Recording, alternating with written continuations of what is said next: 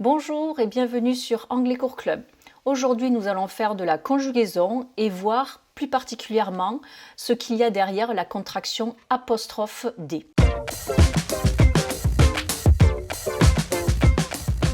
Alors, la contraction apostrophe D, que l'on pratique généralement à l'oral, pour faire en sorte qu'il y ait une syllabe en moins.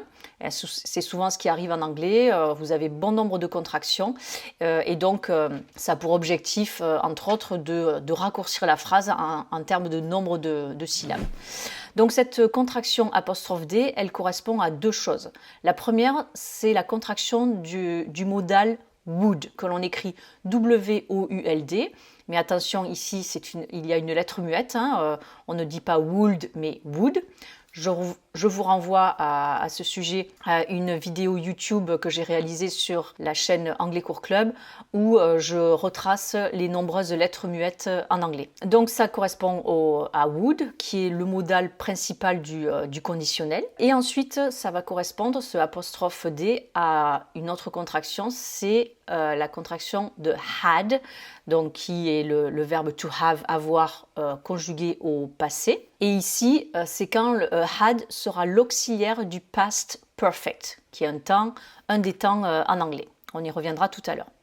Alors, donc commençons par apostrophe D, qui est la contraction de would, qui est donc le modal principal du conditionnel. On va voir ça dans deux phrases. She'd like to meet you. Donc là, on peut le dire aussi. She would like to meet you. Ce qui veut dire, elle aimerait te rencontrer. Aimerait, c'est bien le conditionnel présent du verbe aimer. Donc vous constatez que quand vous mettez would devant un verbe, vous avez donc la conjugaison du verbe au conditionnel présent. Et donc ce would, ça va être en contracté souvent à l'oral avec apostrophe D. Donc she'd like au lieu de she would like. Autre phrase donc où apostrophe D correspond à would, le modal du conditionnel.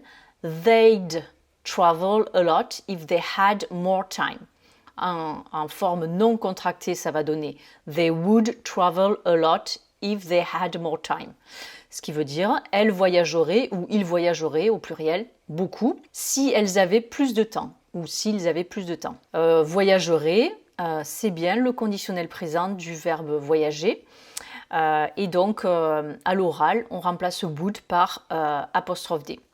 Donc vous voyez qu'il est quand même très important, notamment dans cette phrase, de prononcer le D quand vous faites la contraction. Parce que si vous dites they travel, c'est il ou elle voyage, au pluriel, au présent simple.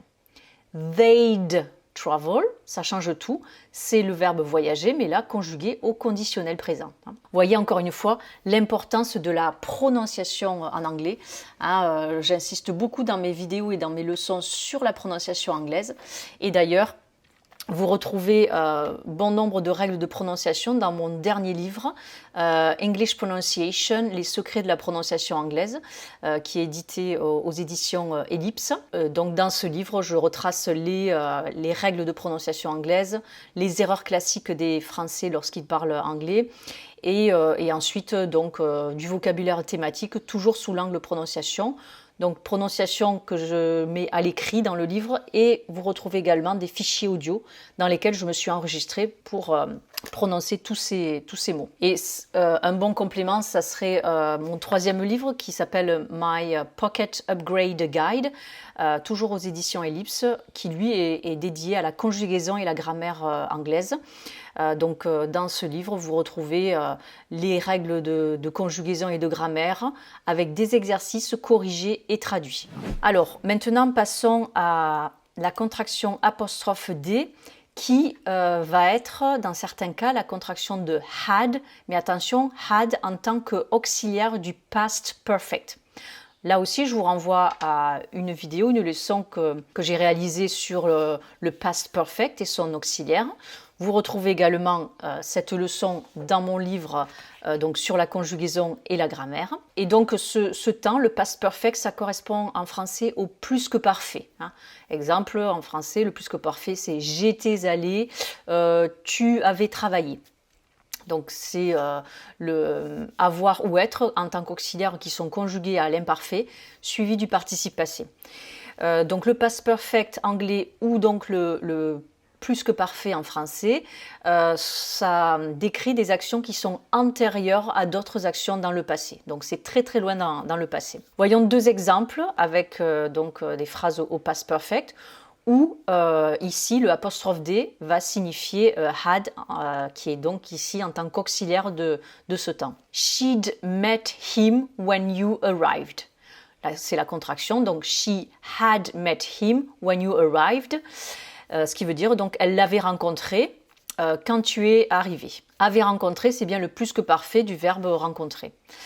Et comment on construit le past perfect, hein? She had met, ou donc en contracté she'd met.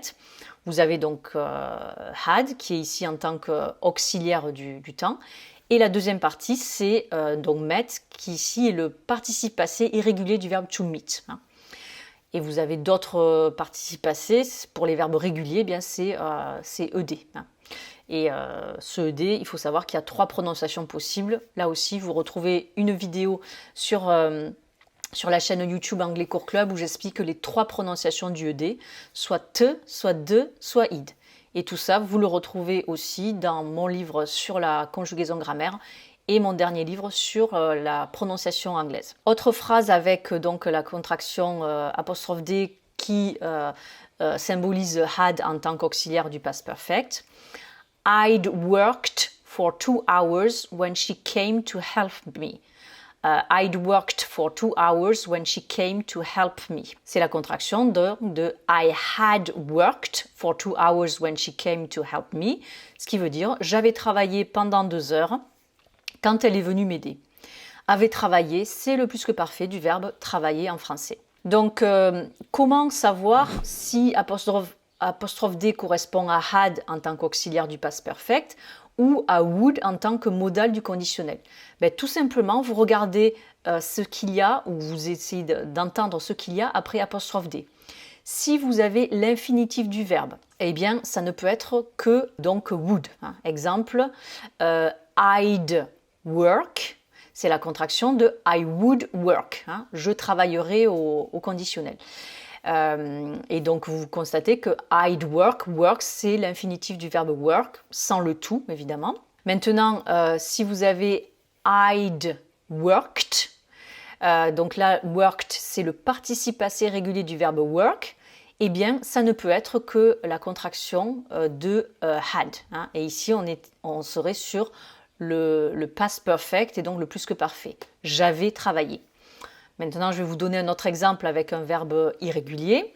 Le verbe eat, manger. I'd eat, c'est I would eat. Je mangerai, AIS, conditionnel. Puisque ici, après apostrophe D, on a eat, le verbe à l'infinitif. Mais si je dis she'd eaten, c'est la contraction de she had eaten. Elle avait mangé. Puisque ici, eaten, c'est le participe passé du verbe to eat, donc participe passé irrégulier.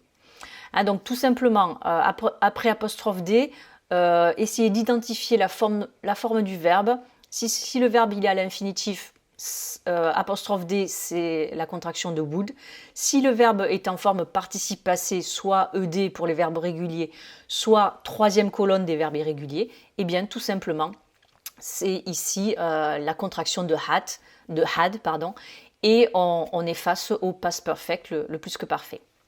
Voilà, j'espère que tout ça va vous éclairer sur cette contraction hein, qui a donc 2 significations, soit would, soit had en tant qu'auxiliaire du past perfect. Et sur ce, je vous souhaite une très bonne journée et à très bientôt pour de nouvelles aventures en conjugaison anglaise. See you pretty soon for new adventures in English conjugation. Bye bye and take care.